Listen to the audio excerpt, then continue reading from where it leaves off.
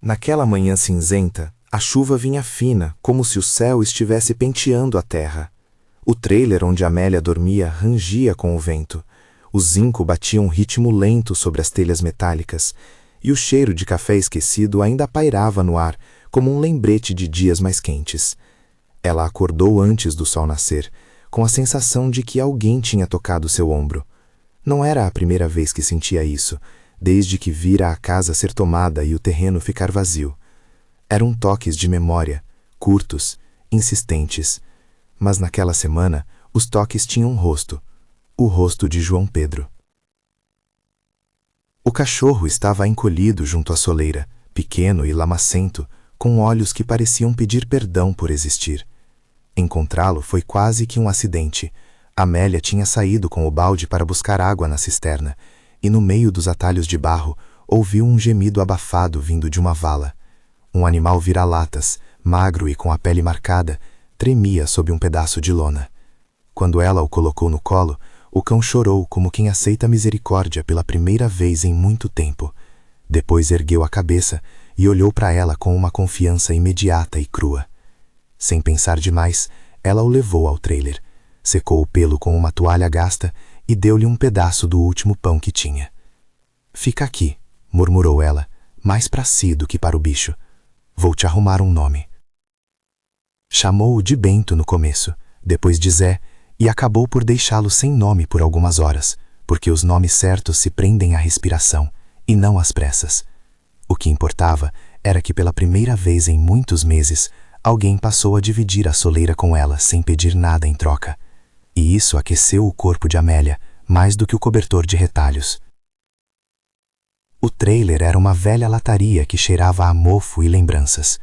Em uma das paredes, restos do papel de parede queimada mantinham um padrão floral desbotado que, para Amélia, ia ficando mais querido a cada dia. As mãos dela, ressecadas pelo trabalho e pela sorte truncada, conheciam cada lasca daquele chão.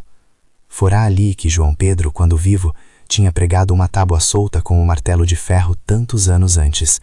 Ele a chamava de sua tábua de remendo, um local onde guardava pequenos segredos, ferramentas e, uma vez, uma foto do tempo em que eles riam no pátio.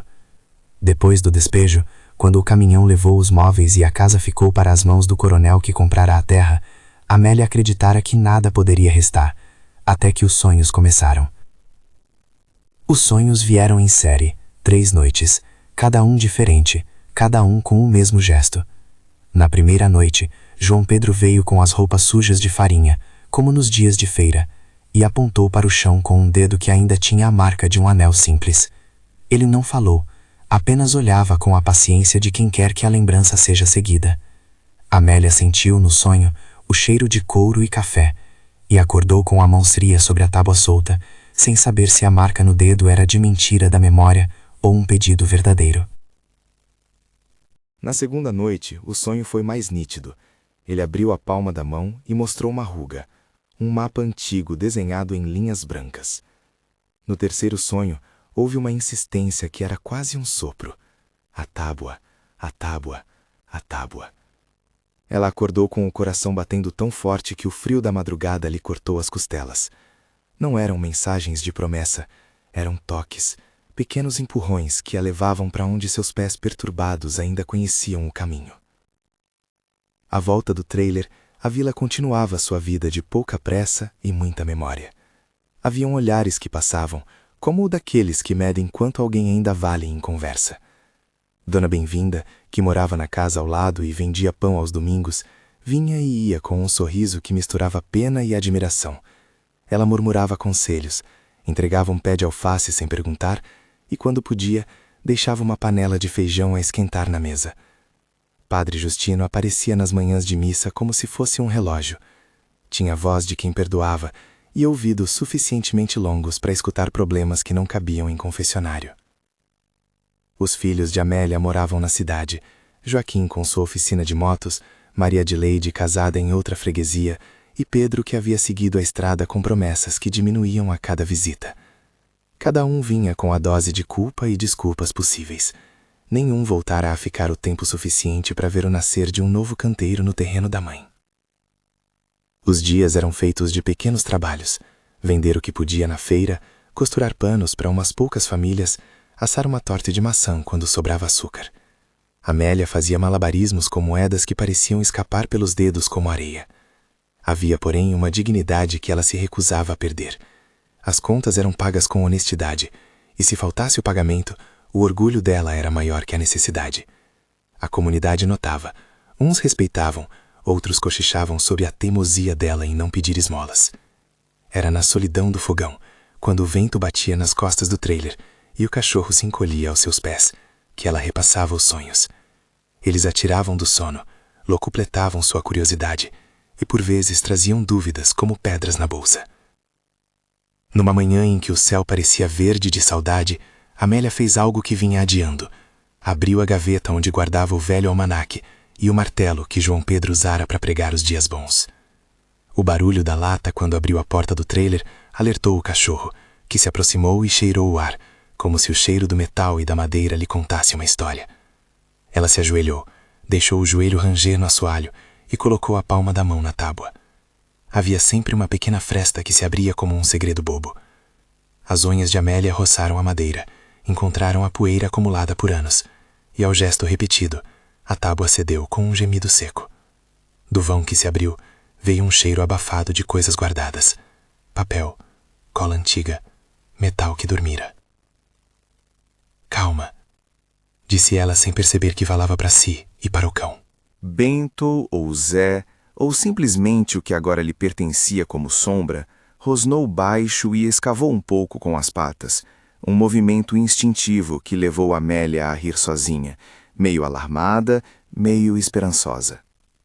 O cão encontrou um canto de papel, puxou com cuidado e trouxe à luz um pedaço de envelope amarelado, as bordas mordidas pelo tempo. Havia letras desenhadas à mão, em tinta que um dia fora preta e agora surgia marrom de memória.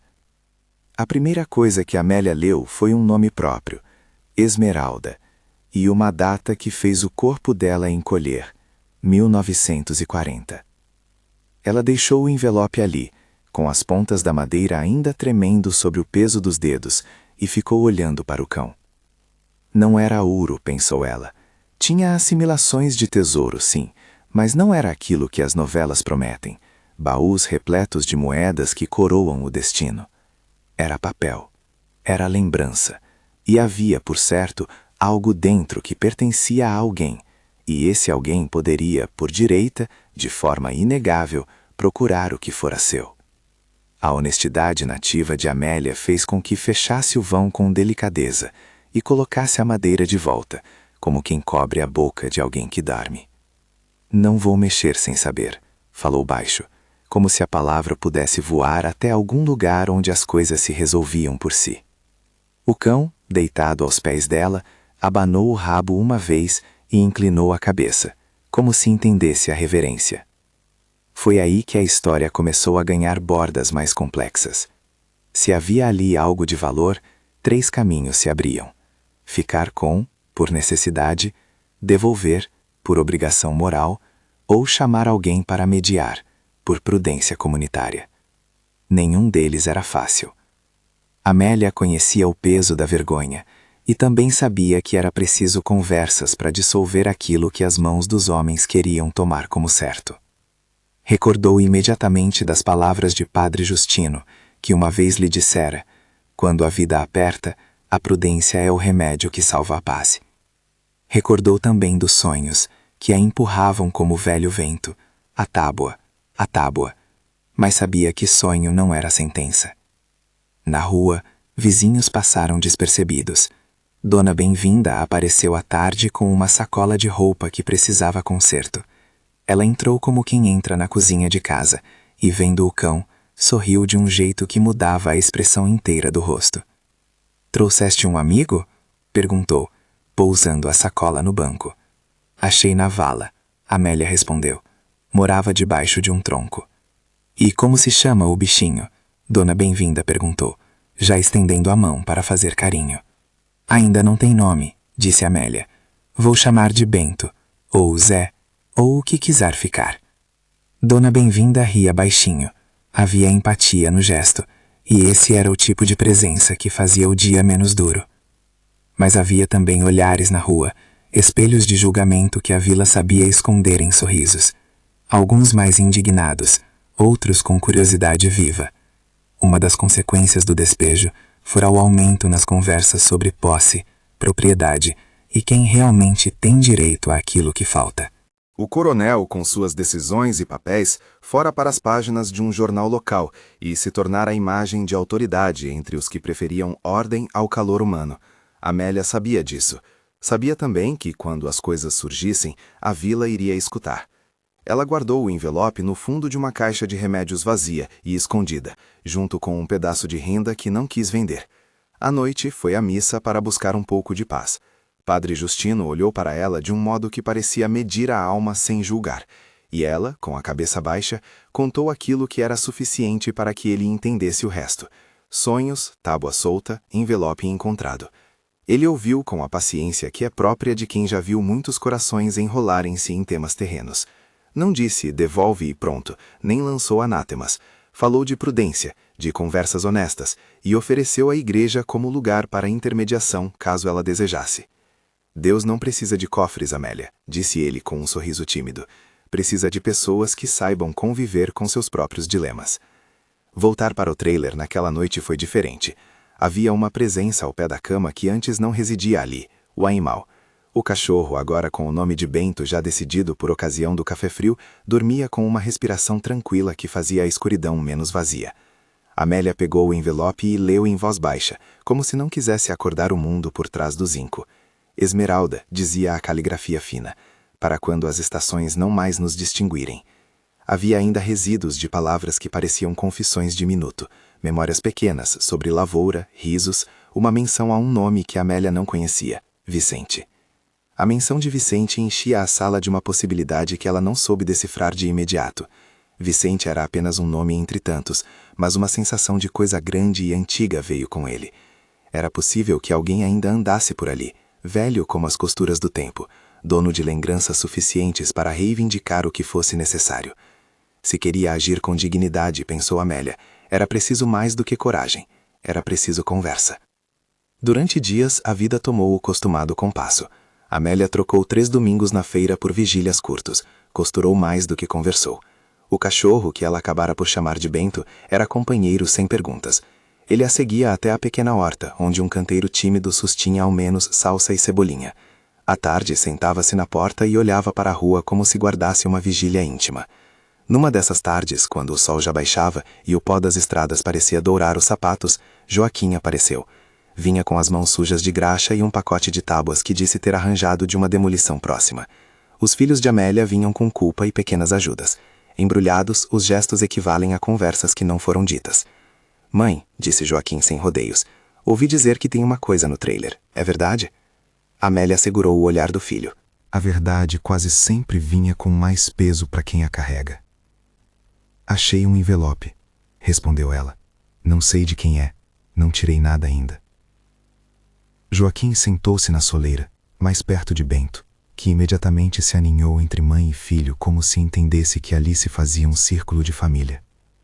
Havia raiva em Joaquim, raiva pelo que perderam, raiva pela burocracia do coronel, raiva pelo silêncio dos irmãos. Mas havia também uma ponta de desejo de reparar, de fazer o certo com aquilo que pudesse restituir ao lar sua dignidade. Você vai devolver? Perguntou Joaquim, com a voz que procurava ser firme. Ainda não sei, disse Amélia. E não quero ser. Fez uma pausa, procurando a palavra correta. Precipitada. Filho e mãe ficaram um tempo sem falar, deixando que o vento fizesse seu trabalho de varrer as palavras menos necessárias. Bento abanou o rabo e se pôs a farejar o chão, como se com seu focinho pudesse sensorializar os dilemas humanos. Naquele gesto simples havia uma metáfora que Amélia, àquela altura, aceitava.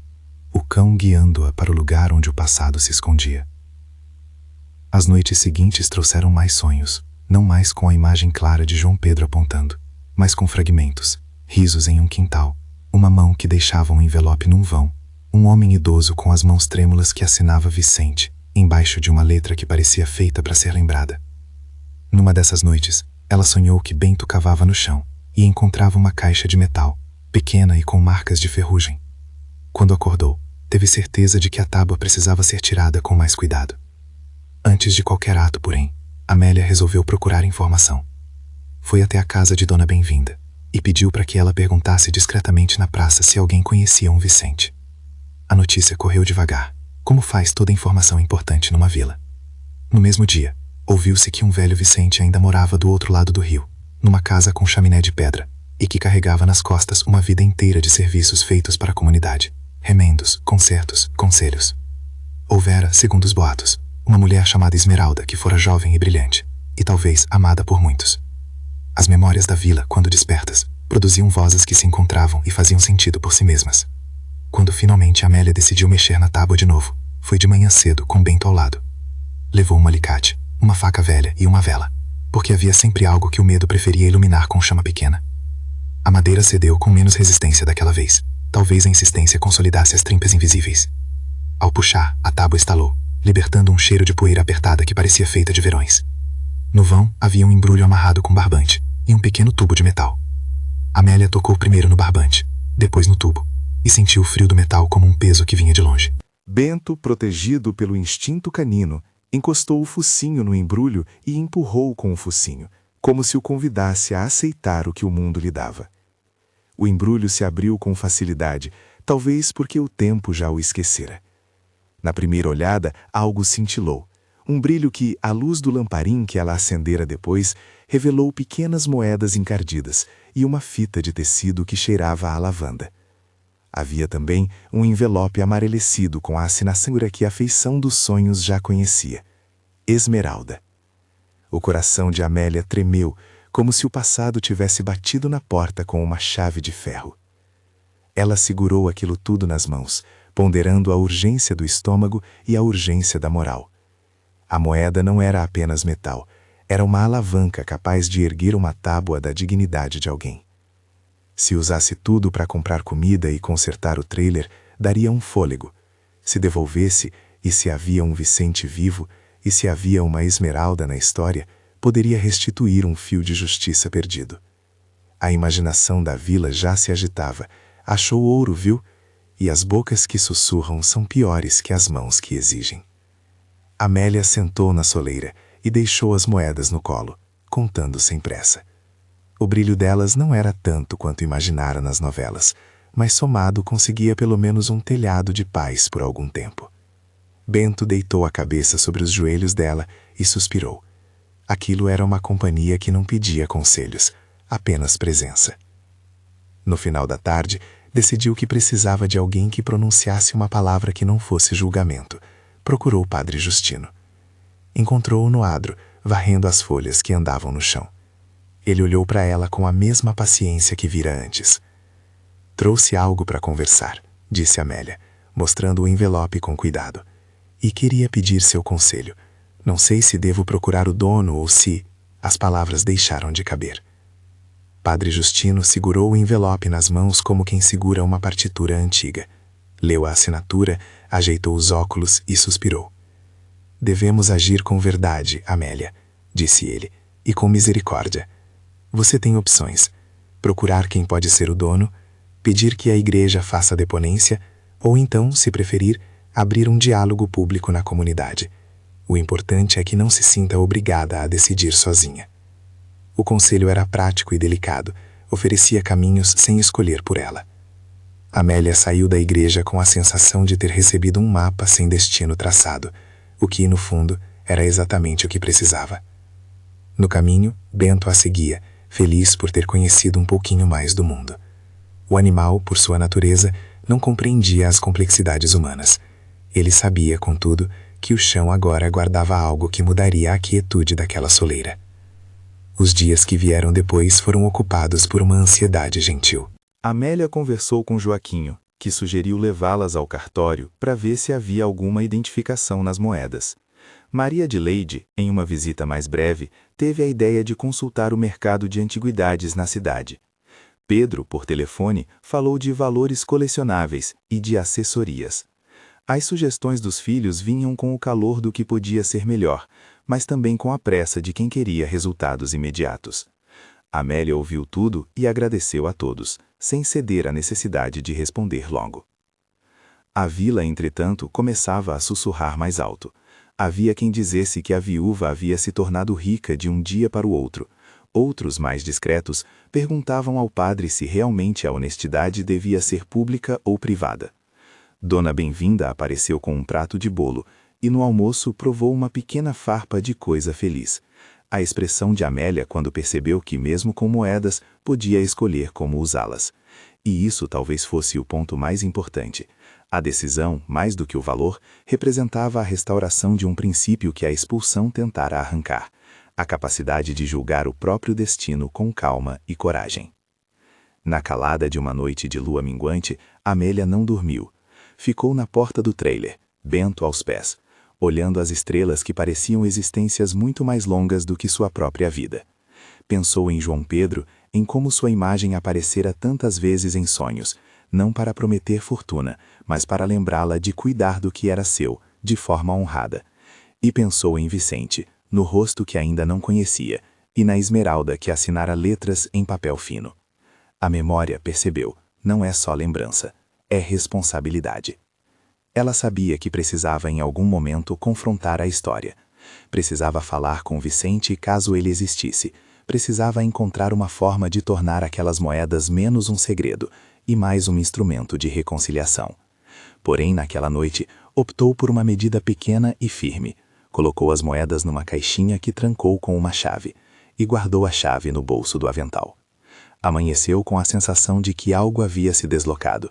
A vida, até então imóvel como um quadro empoeirado, começava a virar página. O cachorro, que agora comia melhor e que o vizinho brincava de acariciar, sentia-se em casa. As crianças que passavam pela rua, netos de outros moradores, vinham brincar no pequeno quintal, e Bento mostrava com o jeito canino quem era o senhor do quintal e quem podia permanecer. Aos poucos, o afeto devolvia a Amélia o que a solidão havia levado, uma rede de olhares que não pesavam mais tanto quando eram partilhados. E assim a história se movia em círculos, sonhos que chamam, mãos que mexem e uma vila que observa. Em algum lugar, além do rio, uma figura idosa poderia estar talvez lembrando-se de uma jovem chamada Esmeralda, sem saber ainda que algo dela havia sido encontrado sob uma tábua. A vida de Amélia, por sua vez, começava a se desenrolar em nova direção. Não mais apenas sobrevivência, mas também negociação.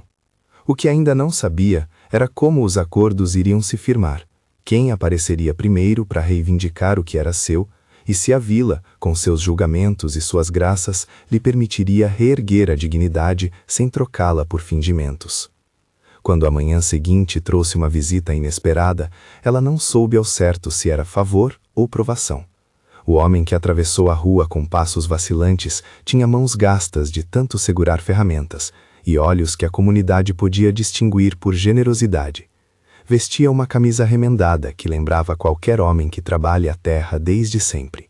Ao vê-lo, Amélia sentiu um aperto no peito que não era apenas medo, era a iminência do que havia de ser conversado, da história que precisava de testemunhas.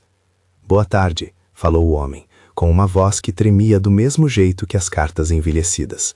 «Meu nome é Vicente». Bento levantou a cabeça e rosnou baixo, mas logo se acalmou. O nome marcou o ar, como se cada letra colocasse um novo peso nas coisas. Amélia sentiu a madeira do banco sob as mãos e sabia que dali em diante as perguntas não seriam apenas suas. Havia contas a pagar, é claro. Havia princípios a preservar. E havia no meio de tudo isso o latido molhado que a acordara naquela manhã chuvosa e que, com paciência de cão, vira-se agora para ser receptor de tudo o que viria. Ela respirou fundo, segurou a chave no bolso e por um momento viu na face do homem a imagem do João Pedro. Solidão, trabalho e um amor que talvez atravessasse décadas. A escolha, pensou ela, não seria tomada em silêncio, nem sem testemunha.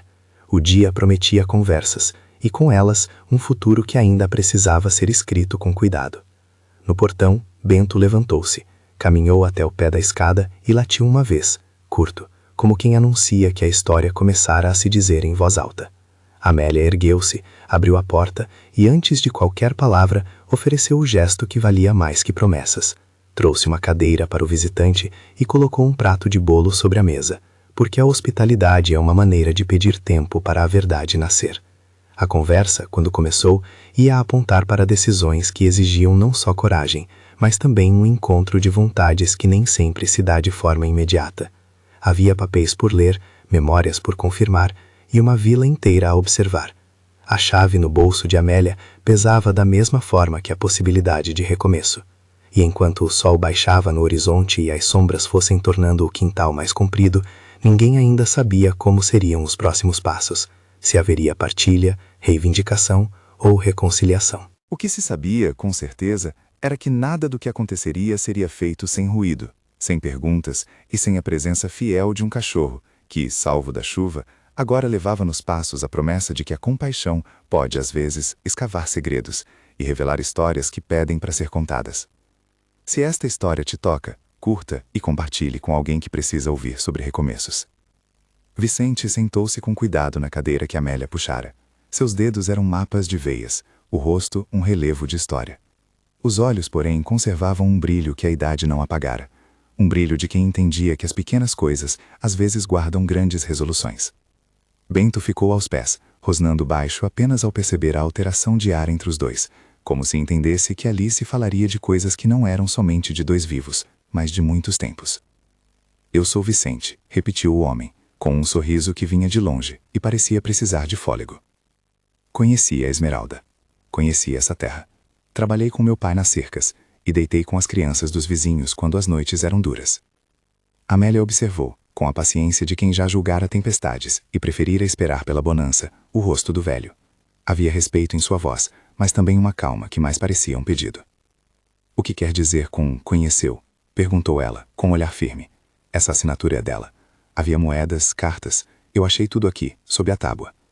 Vicente levou a mão ao peito, e por um instante pareceu ouvir um som que apenas ele escutava. Esmeralda era... começou ele, e parou. As palavras naquela boca gastada precisavam de lugar para pousar. Era minha irmã de criação, ou de sangue, se isso importa. Quando era moça, ela trabalhou na Casa Grande. Ninguém na vila fala muito disso agora, mas ela deixou coisas para trás quando as brigas aconteceram. Pode ser que tenha escondido para alguém, ou para si, ou para o dia em que a terra fosse mais generosa.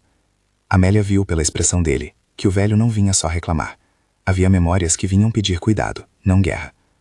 Eu não tirei nada, disse ela, lembrando-se do gesto de fechar a tábua naquela tarde. Guardei. Vim falar com o senhor porque acredito que seja certo conversar. Vicente assentiu, e o vento fez tremer a cortina do trailer, como se a própria casa esperasse pelo desfecho. Vamos ler, sugeriu o velho então, puxando do bolso uma pequena lente que usava para ampliar letras. Preciso ver se é realmente a Esmeralda que assinou. Amélia ofereceu a caixa com as moedas e o envelope. Vicente pegou a caligrafia, colocou a lente e deixou que os olhos redescobrissem traços que pareciam feitos por mãos jovens. Ao reconhecer a letra, respirou como se algo lhe retornasse. Ela era cuidadosa com as palavras, murmurou. Tinha jeito de quem guardava promessas em papel. Eles abriram das cartas com a reverência de quem manuseia ossos antigos. O papel estalou, e um cheiro de lavanda misturado à poeira subiu no ar, lembrando a Amélia o que já sentira quando puxara o embrulho, lembranças que voltavam como visitas inesperadas. Vicente leu a primeira carta em voz baixa, quase como se recitasse uma oração. Meu querido, se algum dia as estações nos enganarem e o frio for demais, peço-te que guarde isto para quem um dia precise da dignidade.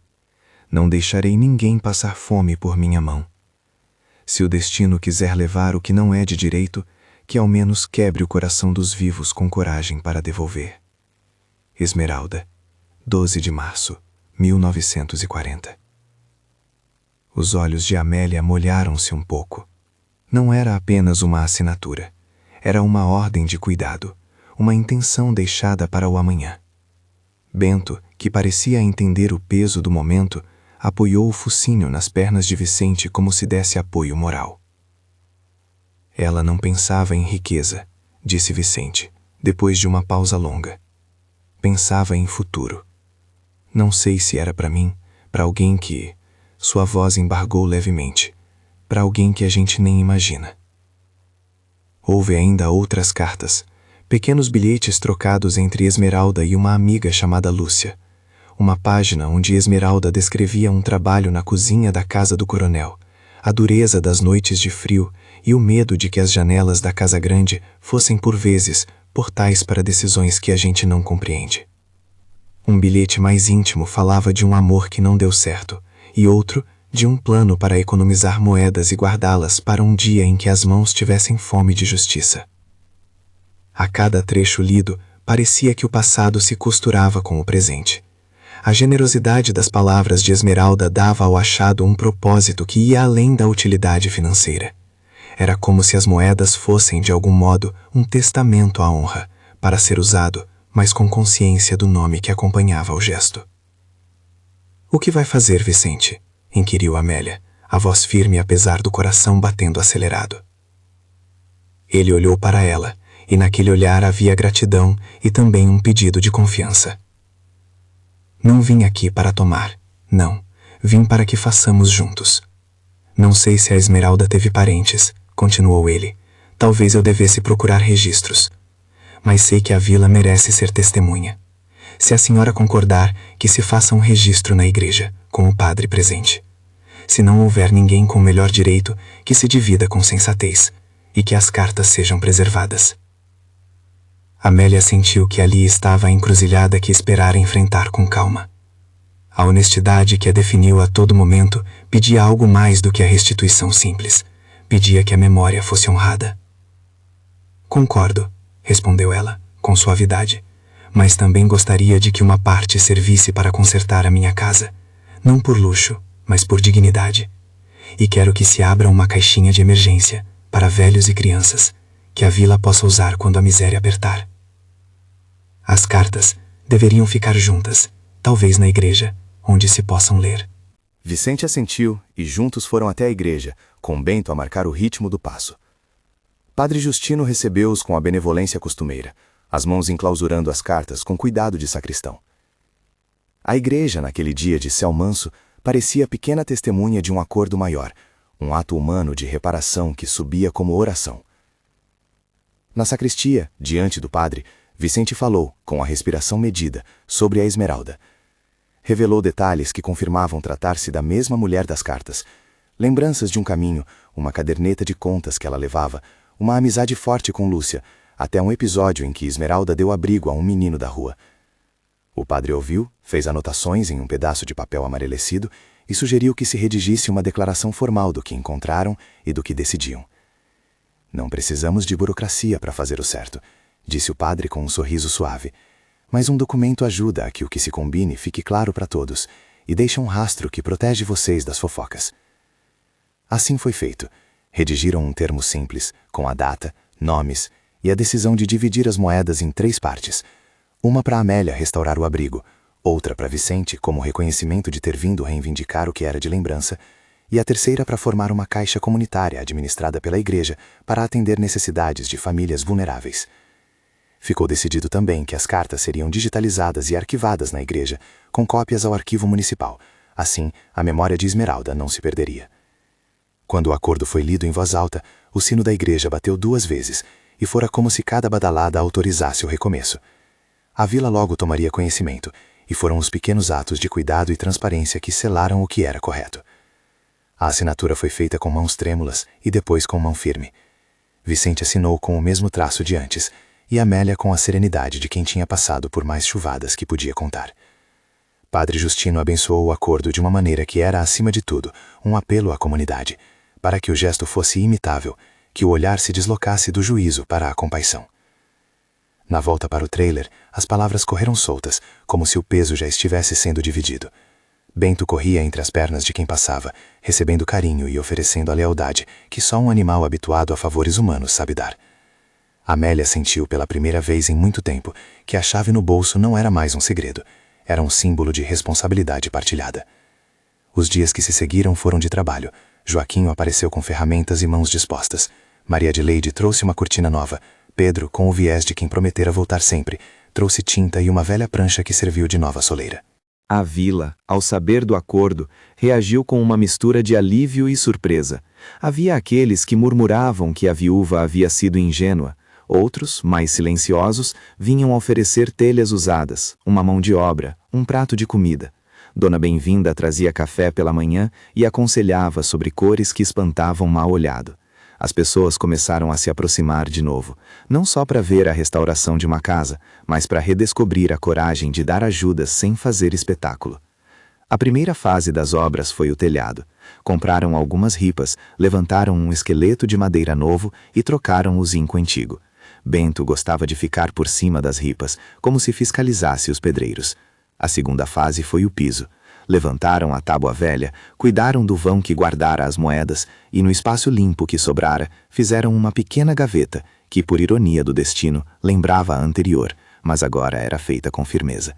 Dentro daquela gaveta, mais adiante, colocaram uma caixa trancada, onde repousava a parte que cabia a ela, com o compromisso de usar o dinheiro com economia e, acima de tudo, com senso de comunidade. Durante as noites de concerto, Amélia lia as cartas para os que ainda queriam ouvir. Havia algo de sagrado nessas leituras. As palavras em boca alta tornavam a mulher do papel menos distante. Uma das cartas, em especial, emocionou a todos. Era um bilhete dirigido a quem um dia comprar ou encontrar. Uma cláusula tão humana entre aquelas linhas de tinta velha que muitos choraram ao ouvir. Dizia, em trecho que Vicente repetiu com a voz embargada: "Se a vida for dura com teus dias, usa o que aqui há para remediar. E se a sorte permitir, parte o restante em 3. Uma para a casa, outra para quem te pedir pão, e a última para que as mãos velhas não morram de frio. Se voltou de mim, então que volte para aqueles que ainda têm nome no coração." A leitura da carta foi o momento em que a vila compreendeu a natureza do achado. Não era um bilhete de enriquecimento. Era uma lição de solidariedade escrita por uma mulher simples, que imaginara, mesmo no seu tempo, um futuro menos cruel. A palavra ouro perdeu então seu sentido de brilho econômico e transformou-se em metáfora para aquilo que dignifica, o cuidado partilhado.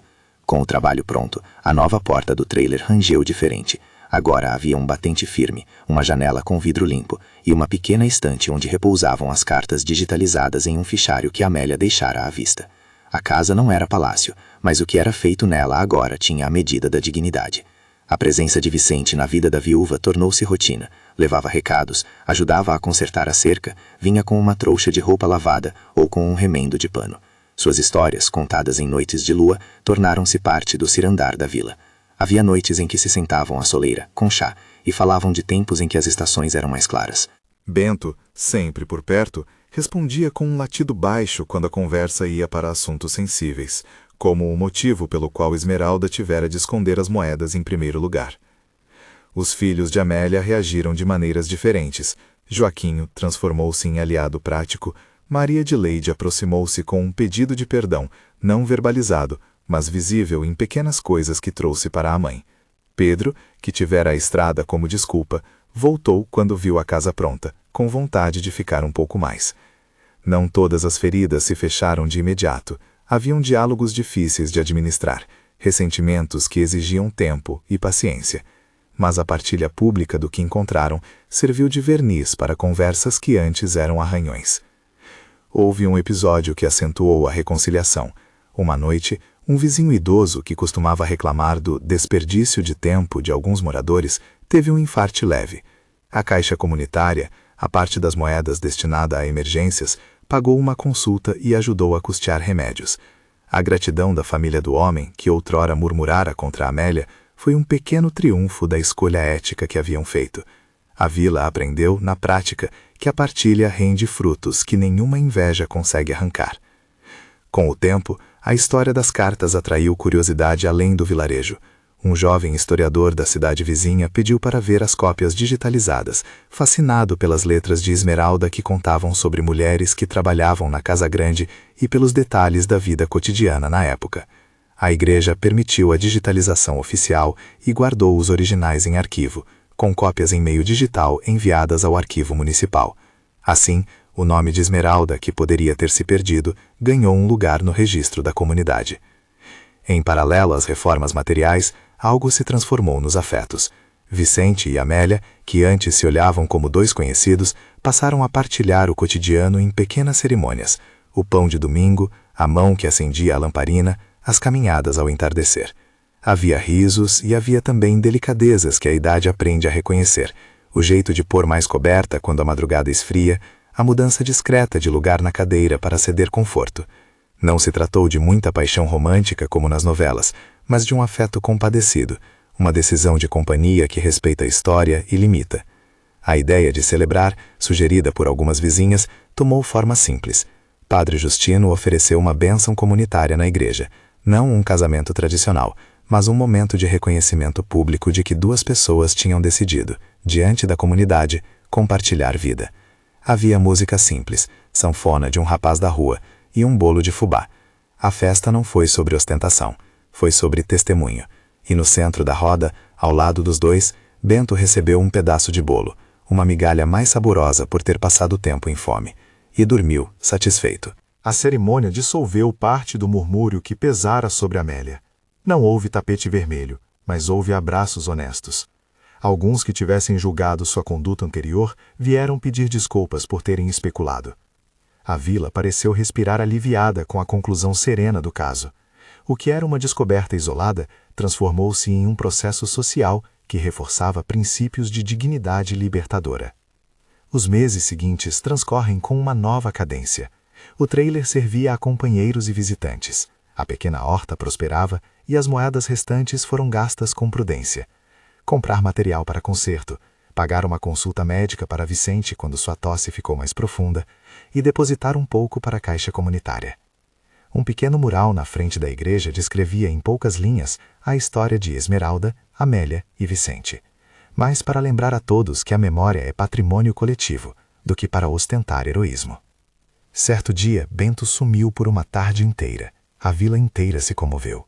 Procuraram pelas estradas, pelos milharais, pela margem do rio.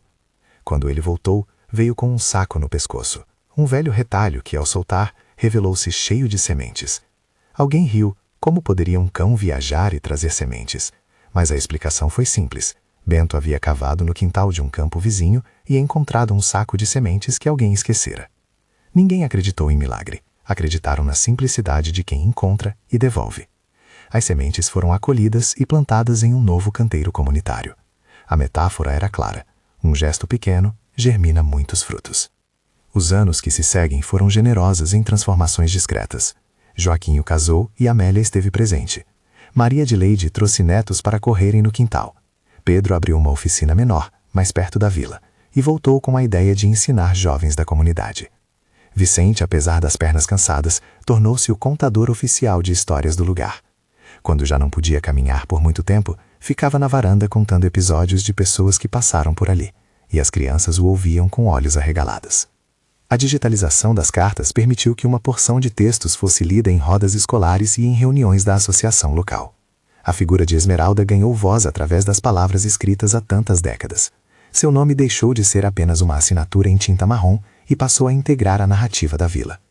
Oficinas de memória foram realizadas, incentivadas pelo Arquivo Municipal, onde antigos moradores trouxeram fotos e registros e ajudaram a compor um painel de memórias coletivas.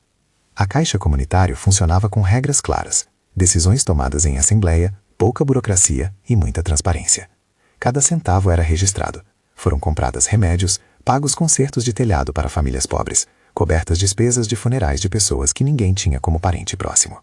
A ideia de Esmeralda, ainda que nunca tivesse previsto esse alcance, encontrou forma na prática. Vicente faleceu alguns anos depois, em uma tarde em que a chuva voltou a tocar o zinco do trailer com a mesma melodia de anos atrás. Foi uma morte serena, rodeada por amigos e pelo aroma de café que fazia parte de toda a sua vida.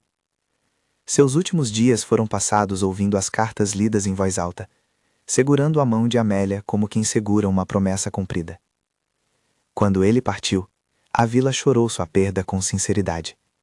Havia, porém, na dor, o conforto de saber que o velho não partira solitário, partira amado e com sua sobremesa preferida devorada horas antes. O funeral foi singelo, com versos lidos pelo padre e o murmúrio dos vizinhos como um coro discreto. Bento latiu baixinho no enterro, como se entendesse uma despedida que, para os humanos, precisava de palavras que nem sempre tínhamos. Os anos seguintes, Amélia conduziu a casa com a serenidade de quem aprendeu a dividir. Os netos corriam no quintal onde um canteiro nascera das sementes trazidas por Bento. A gaveta que guardara as moedas agora tinha uma nova função: caber os documentos da Associação de Ajuda Comunitária. As cartas de Esmeralda estavam preservadas na igreja. Cópias digitais haviam sido entregues ao pequeno museu municipal. A história circulava como lição. Não se tratava de prova de fortuna, mas de uma chance de restaurar laços. Em uma tarde de primavera, enquanto varria à frente da casa, Amélia viu crianças ao longe, e uma menina se aproximou com um livrinho de escola. Vó Amélia, ela disse, entregando o livro meio torto. Na escola a gente estudou a senhora e a história das cartas. Posso visitar vocês amanhã com a professora? Amélia sorriu. Havia algo de gratificante em ser lembrada dessas formas que não eram de orgulho, mas de legado. Pode, respondeu ela, com a doçura de quem recebeu a vida de volta. Traga as crianças e diga à professora que Bento aceita biscoitos. A menina riu, correu de volta e bateu a mão na calçada como quem anuncia que histórias antigas ainda são necessárias. Amélia entrou em casa, passou a mão sobre o livro de recortes que construíra ao longo do tempo, fotos, bilhetes, um bilhete de Vicente com um desenho de um barco, e sentou-se à mesa. O silêncio era confortável, não vazio. Bento deitou aos seus pés, velho também, com os olhos que agora guardavam todas as memórias do quintal. Ela abriu um dos envelopes antigos, não para procurar ouro, mas para reler o modo como uma mulher escrevia sobre compaixão. A leitura das cartas depois de tantos anos não trouxe grande revelação, mas trouxe consolo, que a intenção pode atravessar tempos e tocar decisões. Esmeralda, com sua letra firme e suas instruções simples, continuava orientando os vivos. Era um legado que, por ironia, era maior que moedas. No final do dia, Amélia foi à igreja. Padre Justino, agora com mais fios de prata nos cabelos, ajudou-a a colocar as últimas cópias digitais das cartas no arquivo da comunidade. Enquanto caminhava, ela sentiu que a vila, apesar de suas falhas, havia se refeito aos poucos. Havia furtos de olhares ainda, havia pobreza, havia dias de chuva. Mas havia também mãos que se estendiam e uma vontade coletiva de manter a dignidade.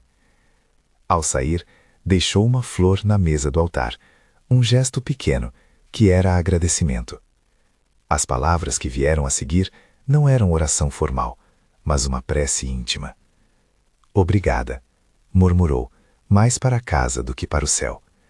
Pela coragem de devolver, pela coragem de partilhar. Que ninguém esqueça que o mais valioso não é o metal, mas o cuidado. E assim, nos anos que se seguiram, a história virou lição. As cartas de Esmeralda passaram a ser lidas em dias de memória, quando se lembrava dos que partiram e dos que ficaram. Ensinaram sobre honestidade que não é austera. Ensinaram sobre o sentido prático de compaixão. Bento, já velho, dormia muito e despertava pouco. Quando faltou, a vila fez um pequeno enterro para o cão que, salvado da chuva, ajudara a resgatar memórias. Foi um gesto simples, reconhecer a presença que, sem falar, havia mostrado como um ato de bondade pode recompor destinos. Houve crítica, sim, sempre haverá. Alguns disseram que Amélia poderia ter feito diferente. Outros afirmaram que o destino havia sido generoso. Mas o que ficou, para além de especulações, foi o exemplo. Uma viúva que salvou um cachorro da rua e que, por meio de compaixão e honestidade, encontrou sob uma tábua um presente do passado, que serviu sobretudo para restaurar vidas. Não foi fortuna que transformou as coisas, foi o modo como escolheram responder ao que encontraram. Ao fim, a mais clara lição que a vila aprendeu é que recomeço não é só reconstruir paredes, mas reconstituir laços. A história de Amélia, Vicente, Bento e das cartas de Esmeralda tornou-se um lembrete de que dignidade se preserva com decisões difíceis, mas possíveis, e que um latido na madrugada, um sonho insistente e uma mão que segura uma carta podem ser os empurrões que a vida precisa para se ajeitar. Se quiser, conte nos comentários qual gesto de honestidade mais te marcou nesta história. Inscreva-se para ouvir outras narrativas de fé, dignidade e recomeço.